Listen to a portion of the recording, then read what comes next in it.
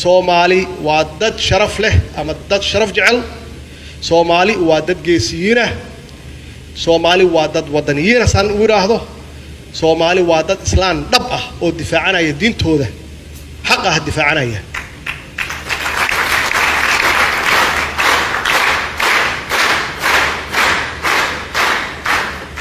marka la fiiriyo ciidan macnaheedu waxay tahay qofkaas wuxuu u taagan yahay inuu dhinto.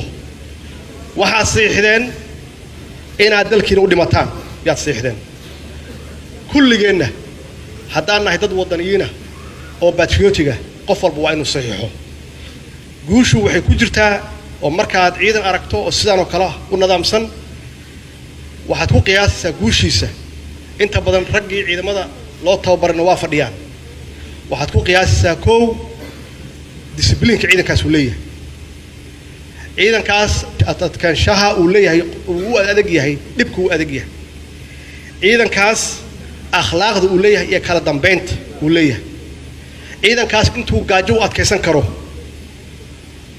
koow labo caqiidada uu aaminsan yahay waxa uu aaminsan yahay wadaniyadiisa uu aaminsan yahay.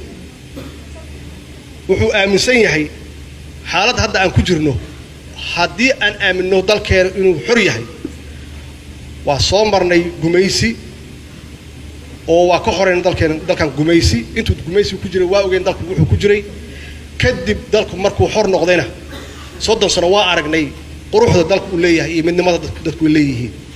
macnaheedu waxa weeye saan u gaarna taas inaan dalkan ka horeyno cid walba ku soo duusha. hadda cadawga aan leenahay waa shabaab weyn oo dalkeena ku soo duushay oo ay isticmaalaan al-qaacida oo doonaya halkan inay ka dhigtaan gabaad meel ay ku gabadaan. macnaheedu waxay tahay dalalkooda way ka soo tageen.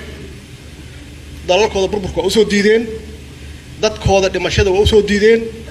caruurtooda iskoollo iyo u aadaan nolol fiican ay u haystaan. africa hadday ka yimaadeen iyo asia hadday ka yimaadeen iyo hadday america ka yimaadeen iyo meel walba hadday ka yimaadeen soomaaliya u yimaadeen. macnaheedu waxay tahay annagayna la soo doonteen burburka. annagayna la soo doonteen qaraxa iyo dhimashada iyo dhaawac. annagayna la soo doonteen. annaguna ka yeeli mayno. dalkeenna waa difaacanaynaa soo maaha. diinteenna waa difaacanaynaa soo maaha. dadkeenna waa difaacanaynaa soo maaha. macnaheedu waxa weeye waxaa idinka rabaa discipline inaad lahaataan anshax wanaagsan kala dambeyn amarka inaad qaadato xitaa hadduu amarka khaldan yahay inaad qaadato kadibna aad dacwayso hadduu amarkaas uu yahay amar aan wanaagsanayn. laakiin marka hore aadan diidin amarka ninka kaa sarreeya. sidaas yaa guushu ay ka dhowdahay. tan labaad waa idiin sheegay waa caqiidada oo igu horeyso diinteenna iyo wadaniyadeenna. haddaadan wadaniyad lahayn oo aadan aaminsanayn dal oo aan diin aaminsanayn kan diinta iyo wadaniyadda aaminsan yaa kaa guulaysanaya. macnaheedu waxaad halkan u timaadeen markaan baaqa idiin diray oo aad ka soo qayb gasheen inaad naftiina u hurtaan. macnaheedu waxay tahay waxaad u timaadeen inaad dalkiina difaacataan diintiina difaacataan caqiidadaasaa leedihiin. tan saddexaad waxaa weeye tababarka iyo aqoonta iyo qalabka. intaasna way bilaabatay oo hadda waa tan hadda markhaatigaan ka nahay oo aad dhamaysateen qaybtii ugu weyneed oo tababarka ciidan uu lahaan lahaa. tababarku waa socdaa wax joogsanaya ma aha. maalin walba waxaad baranaysaa qaab cusub oo lagu dagaalgalo. qaab cusub oo maxaan ku raahdaa ciidanka hawlihiisa ku saabsan. laakiin maanta waxaa noo dhammaaday qaybtii ugu horreysay oo ah inaad intiina walaalo tihiin oo waxa idinka dhexeeya tahay qarannimo. waxa kaloo idinka dhexeeya ma laha. waxaa idinka dhexeeya dalkana wada leedihiin dalkana wada difaacanaysaan qarannimadiina aad difaacanaysaan. wax ka hooseeya ma laha. maalintii aadda wax ka hooseeya waa maalinta aad aaddo gunnimo kala qaybsanaanshaha midnimo xumada qabyaaladda musuqmaasuqa waa waxyaabaha noo horseeda gunnimada. soomaalina gunnimo ma ogola.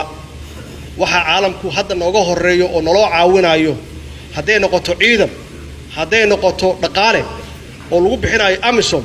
macnaheedu waxay tahay annagu weli isma qaadan isma indha buuxin weli wax khaldan yaa noo muuqday laakiin maanta waxaa muuqda oo Soomaali isku raacday inay la soo noqoto sharafkeedii iyo karaamadeedii la soo noqoto waxaynu kula soo noqon kartaa intaas marka la timaadaan nabadiidku maanta naxdin yay ku joogaan maanta waa naxsan yihiin maxaa yeelay waxa xaqiiqo inaa geesiyiintii markaad saddexdaas la timaadaan shuruudood waa ka adkaanaysaa maxaa yeelay iyagu waxay ku dagaalayaan xaq maaha waxay ku dagaalayaan diin difaaci maayaan waxay difaacayaan caqiido shisheeye difaacayaan idinka ka adkaanaya marka maanta waxay ku joogaan nabadiidku naxdin xaqiiqo weyn naxdin ayay ku joogaan waxaa noo wada ballana kulligeen iyo guud ahaan shacabka Soomaaliyeed inaan u istaagno dalkeenna inaan difaacano caruurteenna iyo mustaqbalkooda inaan difaacano soo saas ballan ilaahay maaha waa qaadeen Soomaha annaguna waa idin garab taagannahay maaha waa idin hor soconnaa waana guuleysanaynaa insha Allah waxaana ka tegaysaan taariikh wanaagsan qofkii tiisii dhamaatana jannadiisii iyo naxariistiisu Allah siin caruurteenana waxay naga dhaxlayaan mustaqbal wanaagsan iyo sharaf ay kula tartamaan caalamka intiisa kale tababarku waa noo xiran yahay wassalaamu calaykum wa rahmatullaahi wa barakaatuh